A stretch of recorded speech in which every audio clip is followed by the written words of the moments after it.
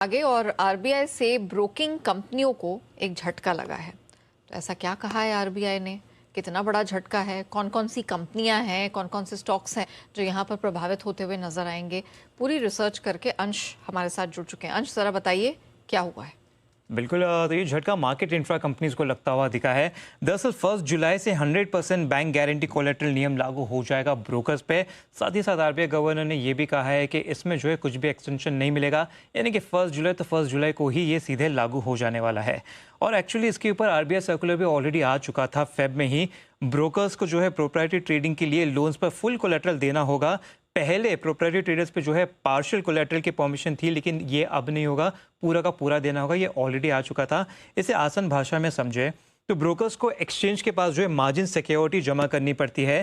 Cash देने के बजाय ब्रोकर जो है बैंक से बैंक गारंटी लेते हैं, यानी कि अगर वो नहीं पे कर पाए तो बैंक पे करेगी, ऐसा ये यहाँ पे जो है अंडरस्टैंडिंग रहता है। लेकिन जो ब्रोकर्स थे वो इसके लिए फुल कोलेटरल नहीं, पार्शियल कोलेटरल देते थे। लेकिन आरबीआई ने कहा कि ऐसा नहीं चलेगा, आपको पूरा 100% कोलेटरल ही देना पड़ेगा। और इसी के चलते हम देख रहे हैं कि यहाँ पे सेंटिमेंट जो है थोड़ा खराब होता हुआ दिख रहा है, क्योंकि इसके वजह से ब्रोकर्स के जो है ज़्यादा फंड अब लॉक इन होते हुए नजर आ सकते हैं कोलेटरल बेसिस पे। और इसके वजह से जो मेन प्रोप्राइटरी ट्रेडिंग है, ये सेगमेंट पे ज़्यादा इंपैक्ट आता हुआ नजर आ सकता है। और अगर एफएनओ वॉल्यूम का अगर हम देखें तो रिपोर्ट्स के हिसाब से तो करीबन 40% जो है वो प्रोप्राइटरी ट्रेडर से ही होता है। तो यहाँ पे जो है काफ़ी ज़्यादा इंपैक्ट आता हुआ दिख सकता है, जिस वजह से वॉल्यूम में भी गिरावट होती हुई दिख सकती है।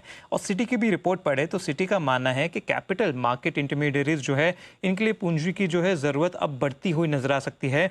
कुछ हिस्सों में ट्रेडिंग एक्टिविटी कम हो सकती है। ब्रोकर्स, क्लियरिंग मेंबर्स और एक्सचेंजेस पर असर दिख सकता है। और इसी के चलते हम देख रहे हैं कि आज स्टॉक प्राइस में भी देखें तो मेनली बीएसई टूटता हुआ दिखा है। इसके साथ साथ एंजल वन, 5 पैसा और मोतीलाल जैसे स्टॉक्स भी आज लाल निशान में नजर आ रहे हैं।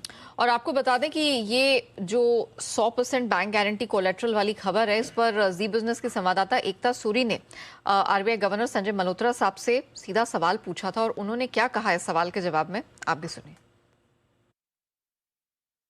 क्या 100% जो कोलैटरल था बैंक गारंटी के लिए प्रॉप ट्रेडिंग का, उसमें आपने थोड़ी रिलैक्सेशन दी उसकी, तो अभी क्या वो उसमें और रिलैक्सेशन संभव है या फिर वो नियम 1 जुलाई को लागू हो ही जाएगा?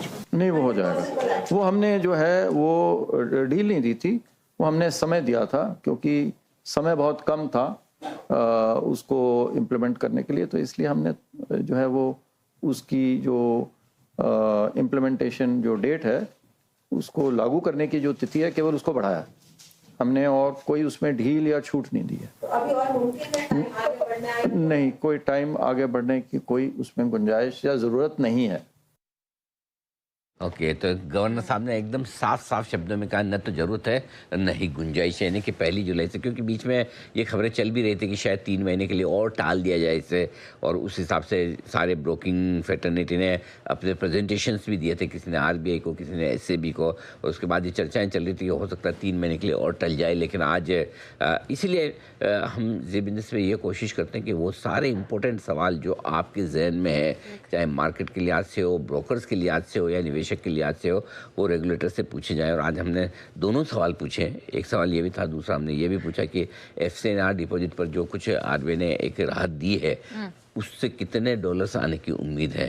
तो उस पर भी गवर्नर साहब ने कहा कि आएंगे, बहुत ज़्यादा आएंगे, जितना आप और हम सोचते हैं उससे ज़्यादा आएंगे। ये सारी चीज़ें काम की है जो आपको जानना जरूरी है। और देखिए, और सबसे बड़ी बात यह है नेहा, सवाल कितना इम्पोर्टेंट है आपको इस बात से समझ में आता है कि आज आपको आरबीआई की पॉलिसी मिली, एफआईएस के टैक्सेशन में राहत मिली, एफसीएनआर डिपॉजिट की खबर बहुत अच्छी मिली, एनआरआईज ओसीआईज के लिए बहुत अच्छी खबर आई, राइट।